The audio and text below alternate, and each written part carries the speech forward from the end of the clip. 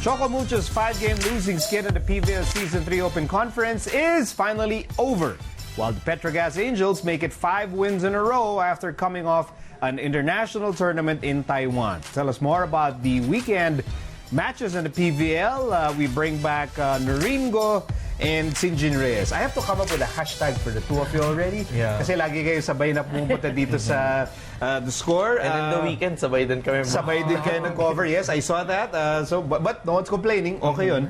All right, Noreen, I'll start with you. Choco Mucho finally getting out of their losing slump. And they did it with what you feel was a sense of urgency. Yeah, because for me, yun nga, it's a slump. They need to find their game. And Chef's Classics, without a win pa, is the best way to break that. And how fitting it went into 5 sets.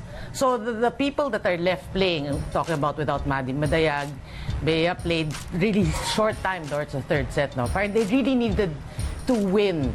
If they wanted to at least, their goal on getting sana to the Final 4, they should have started nga against Chef's Classics, in which they won. Ako naman, I feel a little different from that because it's disagree. Ano ba boy kontra talaga sa'yo ito? Kahit sa game, Kasi naka-green ako ngayon, naka-blue naman siya. napapansin ko, kahit sa game, kontra siya na kontra hindi. sa'yo. Parang for me naman kasi, if there was sense of urgency, they should have finished it early. And you don't see that in how they played because it was really just reliant on Kat Tolentino. And it's nothing against the rest of the squad, but it's just that the team is really centered on Kat, on offense. And I think it's about, at the tail end of the set, what shined was their teamwork. Kasi tumulong na yung iba, at least. And then, yun yung sinasabi ni Coach Oliver lagi, yung right mindset, pumasok na na parang they really asked for it. Because this is also a break from their losing skids in 5-setters because they haven't won a 5-setter match in the PVL. Yeah. So this is their first 5-set win. Yeah, and I think also it's reality check for Choco Mucho, no? Obviously, when we looked at the lineup coming to the tournament, they were relying heavily on the 3 players, Kat, Bea, and Maddie. So without 2 of that, parang medyo others need to step up. Reality check. You said nga, teamwork is key for them. Okay, moving to that Pacific Town Army win over Bali Pure. Noreen, you feel that itong Pacific Town Army, maganda yung parang timing nung building momentum. Yeah. Saktong-sakto. Oo. Kasi we're already at the second round. They always say nga. So, wala nang, there's a second round. We are at the second round. And it's so tight. If you look at the standings, it's really tight. Aside from Creamline being there, it's so tight in the center. So, you need to build on your wins. And so far, they've been playing well. We question their start because parang, okay, this is the mighty army. What's going on, di ba? But now, they're gaining momentum at the right time. Yeah, but right now, what we observe with Army is their might is with scrappy plays. That's what's working with for them. Parang it's always off system when they get the point, when they do well. Pero in that game talaga, it was just really them cruising through it in the sense that it's just how they usually play, plus the fact that they know how to play it scrappy even though it's not their usual system. Kasi ang dami na ng off-system plays na ginawa. And it's all honey girls to be. And it's all Tobino. Iangat mo lang kay Tobino, papatayin niya. Air Force winning over Banco Perlas. And Noreen, what can you say about the mental toughness of this team? Well, Air Force, the first set was so beautiful. For me, it had everything, entertainment, it had spectacular rallies, But Banco is no pushover. It's just that they rode on that 4-game winning streak. Mental toughness meaning playing against a very tough team, and they were able to, for me, find an answer every time Banco would, rally already. They would find an answer. They would go to Casas. Everybody stepped up for the team, which is, for me, it really shows now with their new Japanese coach in the past 4 games, 5 games na bale. Parang you see a different team. They're tougher. They're better. And to add to that, it's probably also that renewed energy after their spirits were lifted up high by their last win or their first win in this. Kasi sunod-sunod na pagkatalo, tapos biglang nagpapadalo. I think mas maganda yung momentum nila, mas maayos yung pinapakita nila ngayon. And really, it's a different Air Force squad from the Air Force that we saw at the first or at the start of the conference. Yep. Speaking of being different, tong Petro Gazz team, coming off that international stint Nakita nyo ba na may, they benefited from it, they learned from it, and they look, more confident coming off that stint in Taiwan? We actually interviewed Coach Arnold before the game, no? They did have some experiences that we saw a bit during the game is because when they're with Taiwan, their passing was really bad. So they had to rely on their wing hitters. And we saw a lot, from Sabete and Mercado.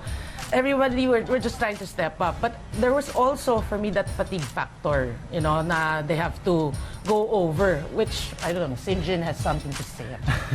No, but for me, I think what I noticed... Ang ganda ng setup. Yeah. What Nice assist. Yeah. What I noticed is, I agree with how Coach Arnold put it, na parang gumanda talaga yung performance sa Sabete. Sabete, we've mentioned high flyer, mas high flyer pa ngayon.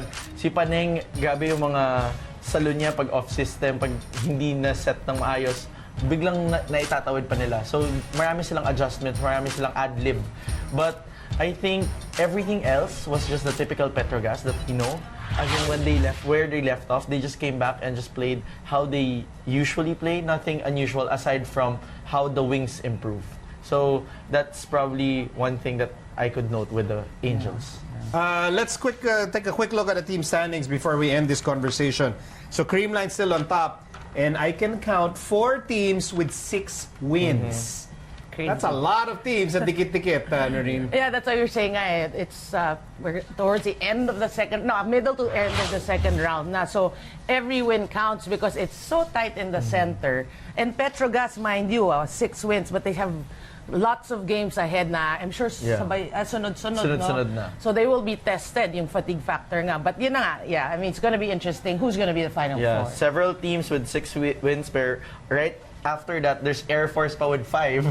Tapos yung 3 lang yung medyo kumukulilat. Pero pwede pang humabol Pwede din. pa. So, ang dami pang pwede mangyari. I look forward to watching more disagreements between the two of you as we really follow the race to the semifinals of the PBL. Thank you, Sinjin, and thank you, Nerdy. Thank you, Thank Nico. you. This has been The Score. I'm Nico Alili. You can also watch The Score on iWant for free. And we'll leave it now with our features on the WNCAA opening and the Kapamilya Love Weekend. We'll see all of you again tomorrow.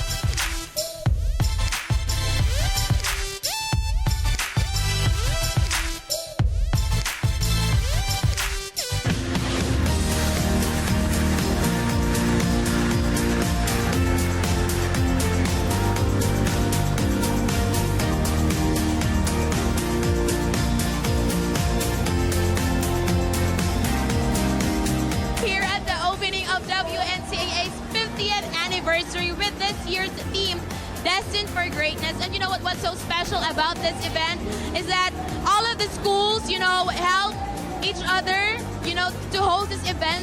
And as you can see, it's really a huge success. In line with this year's theme, Destined for Greatness, we believe that each and every one of us can be great in our own little way. And we believe that everyone is worthy of support. That's why this year, we launched the National Cheer campaign, which is Filipino, galing natin ito.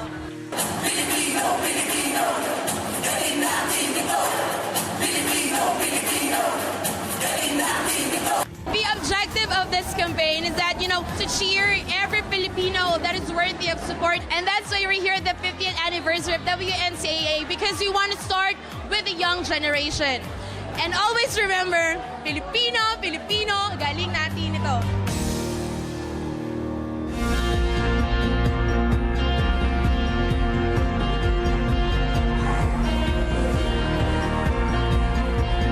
Ito yung ating paraan para mag-give back sa ating mga kapamilya. Meron tayong pa-medical mission dito, merong dental, may optical. So ito yung paraan natin na at least makapagbigay ng saya, konting biyaya sa ating mga kapamilya. Gusto ko lang po mapacheck up kasi medyo may naramdaman ako sa katawan ko. Malaking tulong talaga para sa aming mga mahirap dahil sa wala kami pambayad, itong check up. Ako'y nasasayahan. Baka sakaling may biyayang maibigay sa akin. Patingin, ng mata, tsaka tuhod. Malaki po yung naitutulong sa amin kasi libre din yung gamot. Salamat sa pumunta sila dito para maraming tao yung natulungan po. Katulad sa akin na lahat ng ipin ko sira. Napakasaya at saka nakakataba ng puso dahil ang ganda ng pagka-receive nila sa atin. Winelcome nila tayo. Pinapunta na tayo dito sa community nila and ang ganda ng reception nila. So madami nag-participate. So we're very, very happy about the turnout.